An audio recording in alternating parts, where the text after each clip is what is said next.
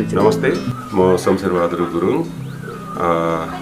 हाल चाहिँ नि मेरो जन्मभूमि रिजेनासा रञ्जित गाउँ र अहिले म रञ्जित गाउँमा चाहिँ नि रिजेनासा होमस्टे सञ्चालन गरेर बसेको छु।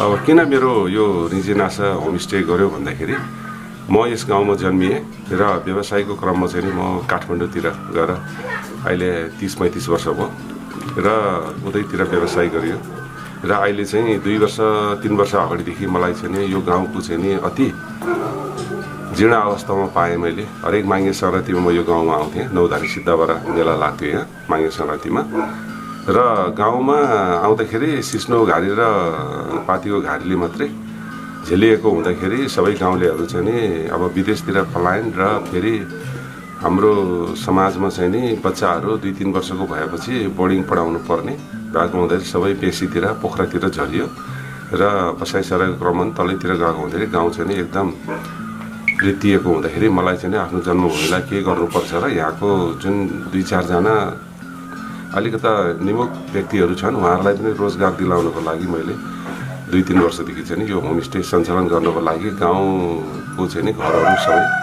मर्मत सम्भार गरेर अहिले चाहिँ नि होमस्टे सञ्चालन गरिरहेको छु र यहाँका केही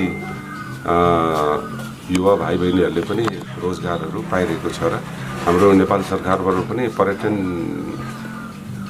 मन्त्रालयबाट चाहिँ नि जुन होमस्टेलाई दिनुपर्ने बजेटहरू अहिले 2 साल गरेर हाम्रो बाटोहरू निर्माण भइरहेको छ, सिँढीहरू राम्रो बनेको छ।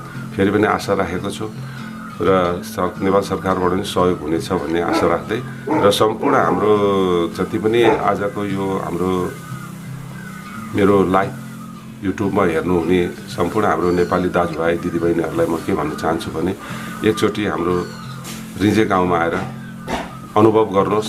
पोखराबाट चाहिँ नि करिब महेन्द्र गुफादेखि चाहिँ नि 5 किलोमिटरको दूरीमा छ। पोखराबाट हामी आधी घन्टामा मोटर बाइक स्कुटी गाडीमा हामी आनन्दसँग यो गाउँमा आउन सक्छ र यो गाउँबाट देख्ने सुन्दरताहरू अति राम्रो देख्न सकिन्छ। पोखरा र पारिपट्टि आर्मला, पश्चिमपट्टि गर्लाङ, हारिपाउ र हाम्रो गाउँदेखि माथि जुन पार्के डाँडा छ त्यहाँ 1 घन्टाको हिँडाइपछि चाहिँ नि हामीले माछापुच्छ्रेको हिमाल, धौलागिरी हिमाल हातले छोला जस्तै देख्न सकिन्छ र सबैलाई एकचोटि यो रिजे गाउँमा आएर